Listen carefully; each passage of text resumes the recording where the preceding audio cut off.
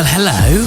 Hey there. This is something a little bit new, isn't it? Yeah, welcome to the first ever 30-minute meltdown. Now, you might be wondering, why is it called the 30-minute meltdown? Where did the idea come from? And don't worry, I think you'll find out within the next half hour. I'm not sure it needs much explaining. Are you being rude to me already? Well, I've got to start as I mean to go on, haven't I? Half a minute in. Yeah. So, hello, I'm Joshua Taylor. And I'm David.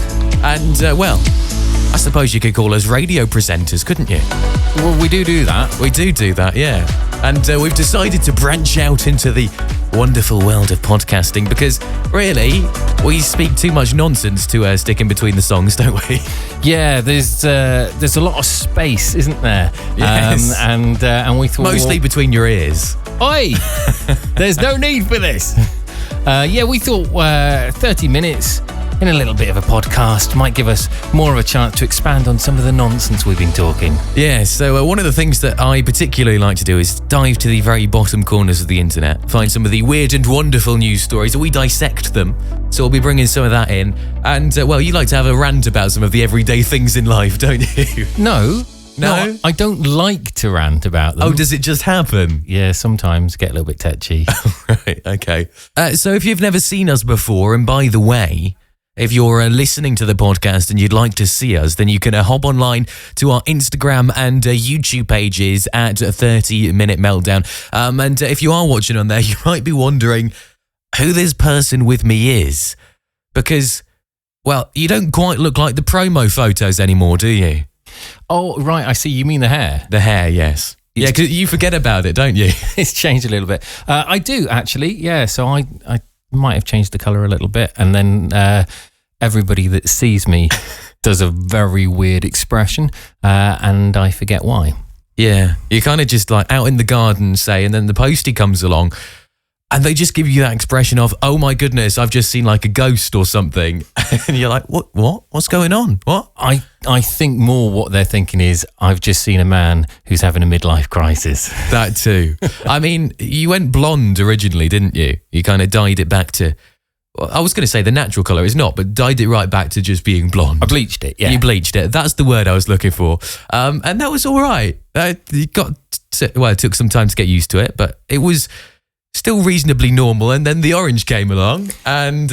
Yeah, but the thing is, I only bleached it so that I could dye it orange because that's what I was going to do. And then I chickened out for a bit.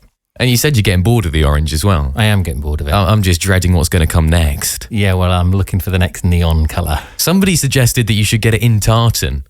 Get it in tartan? Yeah. No, I'm not for that. I don't know how you'd manage that. The middle bit's missing anyway, so that wouldn't work for a regular pattern. You could always start trying to paint on some of the skin as well. I don't know. What are you turning me into, like Braveheart or something? Well, look, you brought this upon yourself. Now, one of the things about this podcast, we're going to be very family friendly. Oh yeah, that's right. Mm-hmm. Yeah. So we won't be using any strong language. No strong language at all. And I feel like this is going to be particularly difficult for you. Why are you saying that? Well, because I'm trained into it, you know. But yeah, I do. Yeah. Yeah. Particularly when you do those rants that you say just happen. I get a little bit annoyed. They start to come out a little bit, don't they? So I won't be using the word fuck or bad, and I definitely won't be calling you a top at any point. Right. Okay. Well, thanks for the clarification there. And when I get really annoyed at you, I definitely won't call you a little. Good. I'm glad that we've got that out of the way at the start of this it's good to podcast. get your boundaries out. Absolutely. So, well, that's what you've got to expect in the 30-minute meltdown. Yeah, family friendly all the way. Absolutely. Now, taking a look at some of the news stories that have been going huge over the last couple of weeks. I'm sure you'll have heard of this, but Boris Johnson back in the headlines. Oh, you're going to talk about Boris. I am going to talk about Boris. And somehow he's managed to find time to do other things in between writing really angry messages on Twitter. Really? What's that then? I don't know how he's managed to find the time, but he's managed to go out with his family to a safari park. Oh, right. Yeah, I did see this. Yeah. So what could possibly go wrong? Loads of people goes to safari parks every single day. Yeah, they do, but he has a very special way of communicating with the animals, doesn't he? He gives them that warm, lovely glow inside that we all get when he speaks. Yeah, I think what it actually is they just see his hair and then think, oh, that looks a bit like me. He must be another one of us. Or it looks like food. That too. But anyway, what's happened this time while he was at a safari park? I'd love to know what happened before he was in the public eye, because I think these things must have still happened. Oh, yeah, definitely. But when he went this time, and he's made the headlines for getting attacked by an ostrich. Oh, it was brilliant, wasn't it? Have you got the clip? It was absolutely fantastic. So yeah, I got it here, and this was kind of him beckoning it over from the car window. And then it leans in. Yeah, that doesn't get old, does it? No, I mean, I think I must have watched that at least 20 times, then it's still just as funny as the first time. It's weird, though, because he does exactly what you said. He beckons it over, doesn't he? He almost, well, you can't see the edge of the window, but I can imagine him like sticking his arm out the window and be like, come over here, come over here. And then he's really surprised when it goes and bites him. Yeah, what is going on in his head there? Like, look at this fantastic guy. I've always seen a flamingo thing, no. It's a long-necked bird. I love long-necked birds. And then it comes over and bites him. Honestly. What I really think has happened here is, well, I mean, he rubbed everybody in the UK the wrong way when he was Prime Minister. And actually before then as well, didn't he? But just not in quite the same way. I think he's got to the animals as well. Yeah, the ostriches, they were all holding it in and then they saw their opportunity. Is that what it was? And now that he's going to these safari parks, they can get their revenge back, can't they? Yeah, absolutely, and good for them. But I'd like to draw your attention to my own topical news story. Oh, right, would you? Are you shutting me down here? Yeah, I'm shutting you down. Honestly, right, go on then. Enough of that ostrich nonsense. You know how you always like to listen to what's new, what's happening, what's in the news this week? Yeah. Yeah, well, my news story is from 1995. Ah, great. Yeah, I always like to be really topical and up to date. Yeah. And you always seem to stumble upon the stories that are about 30, 40 years old. I like to hark back to the better times in the 90s. You know, Britpop era. Right, okay. Things were simpler then. Life was easy. Yes. And yeah, this story that I've got actually, whilst it's an oldie, it's a goodie. It's about these bank robbers who decided that they had a fantastic way of not being caught, and they used lemon juice. Oh, right. You got any idea what they might have done?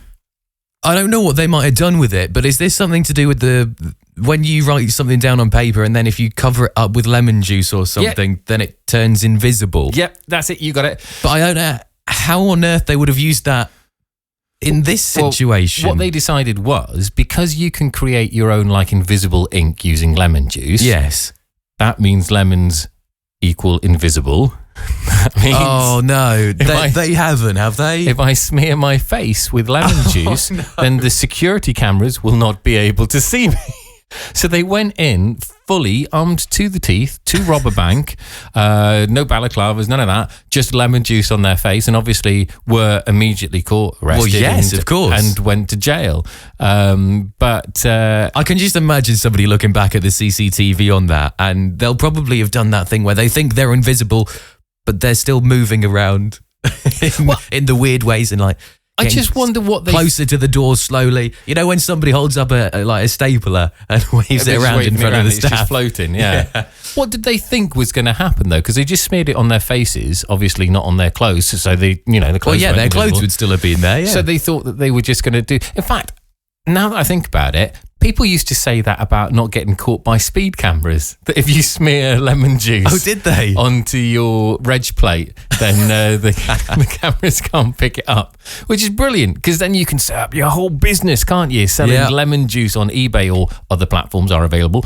And then nobody will come back to you and go, excuse me, I got caught on the speed camera. Your product doesn't work. Because they would look extremely stupid at that point. But actually people have been doing that sort of thing and have been selling like this almost tub of paint that you're supposed to use to paint your registration plate. That means that when you go through the cameras, it's supposed to not show up. I think they've really just put water in this. Yeah, of course, it's total nonsense. Yeah. But if aside from it being totally illegal either way, I mean, if anybody's stupid enough to buy it, then ha ha ha ha ha ha ha ha. You get what you pay for. Yeah.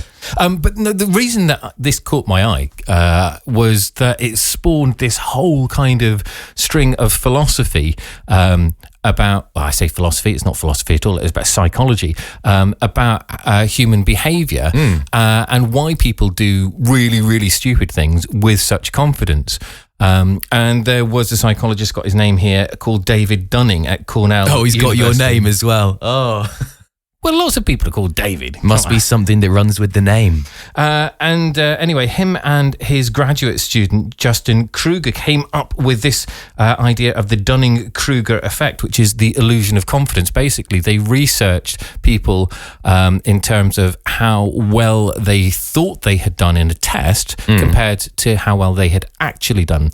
So, right, okay. Set loads of postgrad students an exam, and then they got them to score themselves based on how well they thought they had done compared to all of the other students. And usually when you take a test, you've got a pretty good idea of how well you've done because you know what you struggle with, and if you can do something, most of the time you'd know and feel confident with it. Yeah, absolutely. But the thing that made this different was it was particularly to do with how well you thought you did compared to all of the other people, as opposed to, well, I think I got 60% or 70% in the test. It's, well, I've looked at all of these other people and I must be number one. I'm smarter than them. Yeah. And actually, they did loads and loads of research into this, that there's a direct correlation between how bad you are and how good you think you are. So the lowest 25% of people in the test were the ones that scored highest in terms of how well they thought they had done compared to everybody else. And not just a little bit, they thought that they were in the top 20% and they were in the bottom 25%. So there's this correlation of stupidity between confidence and competence. Yeah. I wonder where the people that smeared themselves in lemon juice to make themselves invisible would have come on that list. How smart do you think this plan is? I think this is the smartest bank robbery that's ever taken place. They must have been pretty confident. They're never going to catch us. Load up the Uzis, in we go. It must have been so sticky though. Like, I mean, when you get a tiny, tiny little bit of lemon juice on your fingers when you're like, I don't know, squeezing it to make a cake or something. Yeah, but imagine covering your face in that. It's all worth it if it makes you invisible, you know? I mean, they're probably, faces were sticky enough that actually they thought they were invisible. But also when they see the cash, they could just actually shove their face into it and then it would stick to their face as they walk out. You think that was the second part of the plan? That might have been. Did they get far enough in to get to that part of the plan, or were they just caught immediately? No, they didn't get very far at all because obviously they turned up with guns and lemon juice to rob a bank. So they were caught straight away. Yeah. Oh, honestly. Well, almost as expensive as a bank, but not quite as much money in there. They might still want to steal it if they want to make 150 quid though, because in the news headlines this week, shoppers have tried a £150 Harrods melon.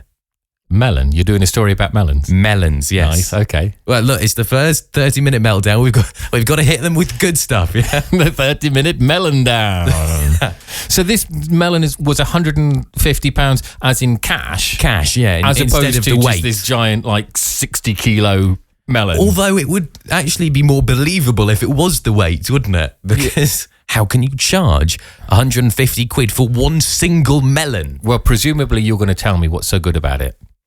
Well, actually, what happened was they put this up against a £1 Asda alternative, and their verdict was that the 150 quid one was slightly better. Yeah, well, that's not a fair test, though, is it? No, it's not. Instead of saying, right, I'm going to eat this £150 melon and then this £1 melon from Asda, what they should have done is gone, right, I'm going to eat this £150 melon from Harrods and then 150 melons and then from see Asda. how you feel. Yeah. That's a fair comparison. But they said that actually they would choose the 150 quid melon over the £1 one because it was slightly juicier and it had some more flavour. Yeah, presumably if they didn't have to pay for it themselves, though. I think they did. No, but what I mean is, you wouldn't be going back to pay for it afterwards, though, would you? You wouldn't be a return customer for that melon. So what you're telling me is they liked the more expensive one more, yes, rather than yes, that's now where I'll get my melons. Well, I think so, but I can't be confident. It kind of got me thinking, though. What's the most expensive fruit in the UK? Sorry, there was this brilliant pause there where it got you thinking. And in between the gap where you said your next sentence, I was like, what exactly were you thinking? Anyway, you're going to tell me. Well, I was just going to say, because, we don't really class melons as some of the most expensive fruit, do we? No. So what is the most expensive fruit in the UK? And I certainly wasn't expecting the price tag that I got. I'll get you to guess it in a second. It's called a Ubari melon, so it is still a melon. Okay. Interestingly. But unlike other fruits, it's not actually sold in shops. It's only exclusively sold in auctions or sometimes gifted on special occasions. So with that in mind, take a guess at the price. Well, what's special about it? Can you tell me anything else about this melon? Is it like bright purple? What, you expected me to prepare more for this? Yeah. Honestly. Well, I mean, the only information I can give you is it's a cube. Right. Literally, it looks like one of those. Well, it kind of looks like if you get a watermelon sweet and it's in the shape of a cube. It kind of looks exactly like one of those. You're in trouble if your melons are square. That's all I gotta say. Right. So you wanted me to guess how much it was? Yeah, take a guess. And these only come up at auctions. Mm-hmm. I don't know. Well, I'm assuming it's a lot more than the other one from Harrods, and that was 150 quid. It is quite a bit more than that one, yes. Let's say 750? Not far off. Right. Price starts at £15,300 Right. and can be sold anywhere up to £39,000 for one. That's quite a specific amount, isn't it? Prices start from 15,300. It's almost like when you go into a local shop and they're like, well, we've got this lower end melon here that goes for about 80p, and then we've got the higher end one for £1. They say, well, we've got a slightly worse one for 15 grand, and the better one's 39 grand. Which would you prefer? Yeah, it's like one of those dodgy establishments. Like, yeah, these melons no good for you. Do you want to see what we've got underneath the counter? It brings out this cuboid melon. I can let you have this little baby for just shy of 30 grand. I don't know why he's doing that voice. Or they go out in the street and they've got that cloak. And they're walking around with like these huge baggy pockets and everybody's looking at them. What's going on? And then when they get round the back alley, no pun intended, they open up the jacket and they're like, look at my selection of melons. Yes. See what I can offer you today. Yes.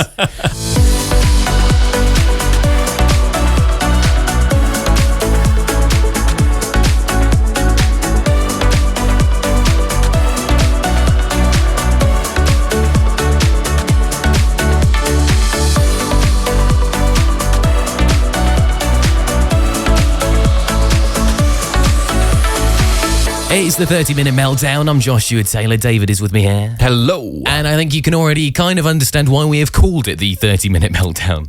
Why? Well, we've had a bit of a meltdown already, haven't we? No. I mean, look, we've spent the last 10 minutes talking about melons and ostriches. Oh, yeah, there was that. Yeah, there was that. And it's about to get even better. Well, you say that I rant about things. I don't really rant about things. There are just little things in life that make me, tetchy. Give me a bit of a niggle, that's all. And you suggested that I might like to share some of those, get it out into the open, share with the group. Yes. Maybe. This is your safe space. This is my therapy session. So, no, all it was the other night I was trying to watch something and we've got one of these old-fashioned systems called a Chromecast. So if your TV is not smart enough... It's quite sad, actually, that needs to be explained now, but we're so far behind the times in the TV situation, aren't we? We're about 10 years behind. Yeah, I felt it did because obviously most people won't be using these anymore, but I've got a Chromecast and it just means I can send stuff from apps onto the TV, or at least that's the idea. But the other night, instead of getting my latest favourite box set binge, I get this tiny spinning sphere of doom spiralling ever onwards as it dances its endless melancholic pirouette of misery. Here we go. Chastising me for every televisual choice. This box set is not for you. It's aimed at far younger and more self-aware viewers. You will not understand its subtle, nuanced references, old man. Look away, lest I spin forevermore. Accept your fate and select a more suitable choice for a man of your advanced years. and I may stop my eternal spinning. That's right. Step away from the handset. Just put on an old repeat of Doctor Who. You know it makes sense. Spin, spin, spin. Or a new Doctor Who, actually. They're on their way out at the moment too, aren't they? Yeah. Does that feel better? A little bit. Anyway, I was a little bit. Yeah. I was resetting this Chromecast, and to get rid of the nasty spinny thing, I had to do a factory reset, which involved typing in our Wi-Fi password. Oh, no. See, Yeah. I used to really like our old Wi-Fi router because this is one of those really annoying and slightly geeky things where you memorize the password and you're really pleased with yourself. Because then whenever you need to type it in or whenever somebody asks you what your Wi-Fi password is, you're like, look, I've got this one. Yeah, and then you go to a new service provider and you have to remember the next one. Yeah, this one isn't as catchy as the last one. So anyway, there it was. There was nothing I could do. It was just going to keep on spinning forever. And typed in the Wi-Fi password and rebooted it when, K7MAD45ARZ3. And then it occurred... So you've given out our Wi-Fi password. Oops. Thanks for that, yeah. But now typing in this random group of letters and numbers, and it occurred to me that I think I've stumbled upon the answer to one of modern life's greatest mysteries. Which is? Where does Elon Musk get the inspiration for naming his children? That's a very good point, actually. I've cracked it, haven't I? I thought it might be usernames of people on Twitter, when it auto-generates it. Oh, right, I see. No, I think he just looked at some of those and was like, oh... I like that combination of numbers. Wi-Fi password, child number 3. He started making his own satellite Wi-Fi now as well, hasn't he? Mm-hmm, apparently so. Yeah. Excellent. I wouldn't be buying that. Nope. No, not a chance. Anyway, did you have something to share with the group? I did have nothing ranty like that. Good. I don't do that. I'm calm. As you said the other day, which I didn't know. Well, I've never heard you say before, and it was very funny. I'm quite a cool guy. Yeah, you are kind of cool and collected. So I'm now described in the same way Chill. that you described the cat, which Yes. is brilliant. Talking of cats, actually, this is about cats. So a vet has shared how often we should be washing our cats. Well, I know the answer to that for my household, but go on. Yeah, the answer should be never, Yeah. really. The hassle, totally not worth it. Are you insane should be the answer. Yep. But the vet has shared his expert opinion. And according to this article, it's not as often as we might think. How often do you think, in reality? I would say if we were being good, maybe 3 times a year. Oh, maybe. really? Oh. I mean, I don't want to, but, if we were doing our very best and they didn't cause a fuss, Yeah. that might be reasonable. Yeah. I mean, with dogs, it's not so much hassle. They like No, the they water. enjoy it, yeah. Scrub them all down. Anyway, go on. What did he say? Or she? Could be Well, she. they've said 1 to 2 times per year is sufficient. So very exciting answer. It's exactly what I would have expected, and I don't know why it made the headlines. What does that actually mean, though? 1 to 2 times a year should be sufficient. Sufficient time for my scars to heal. Yes. Do you remember when I did try to wash the cat? Yeah, I do. It was, Yeah. it was quite something. I didn't know that any animal in real life, by which I mean that doesn't feature in a fantasy or sci-fi series, could actually twist and contort themselves quite that much. It and is tie themselves really into loops. genuinely impressive. It's just a ball of claws. In fact, I did it in the bath when it had one of those shower curtains, the old. Oh, yeah. nasty I think we just plasticky moved in ones. at the time, hadn't we? And Yeah. all horrible curtains were up and everything. And they were going to be going anyway, which is just as well because he ripped came out it in into a shreds. million pieces and did the same thing to my arms. Lovely. So, I mean, it probably would take that long for you to recover, wouldn't it? Yeah. But the bit I particularly like is they say that cats are thought to clean themselves often as they lick their fur out That's of a habit. Strange statement. No, they do clean themselves. What exactly was he talking about? Cats are thought to clean themselves, but we've never had the opportunity to observe them in the wild. These elusive creatures. I have never seen this personally, but I have heard that this is what they do. Mm. Yeah. Ours do. They make that horrendous noise, don't they? They do. Yeah. It wakes you up at night. If they're in your room with you, you wake up and think, is it raining outside or so? What is that noise? And then you look over the side of the bed and just see. It's pretty grim. It is. Yeah. Yeah. Okay, so I was going to talk a little bit more about nefarious goings on. I spoke about the weird invisible lemon juice robbery earlier. Yes. Well, that got me thinking, and What dark corners of the internet do you go to find these stories? no, it's right up front, actually, because everybody loves the same sorts of things, don't From they? 30 years ago, that's the only difference. No, this actually isn't from 30 years ago. You'll remember this because whilst it happened a few years ago, it hit the newspapers really recently. So did you remember hearing that thing about the gold toilet being stolen? Oh, yes. Yeah, so there was a gang convicted of stealing an 18-carat gold toilet from Blenheim Palace, and it was a loot theft. Basically, it was an art installation. So they had the big opening night and the party and all the rest of that, and then a couple of hours later, the gang broke in and ripped this gold installation out. But it's not the first time that toilets have been stolen. Dun, dun, dun. Really? Yeah, so I found out, actually, this is quite a common thing. What? Stealing toilets is common? Yeah, actually, it is. Why? And not because they're all gold and lovely in their art installations, but I found out that people nick portaloos, which I would have thought would be really low down on the list of your items of things I would like to steal. I would have thought so, but also how?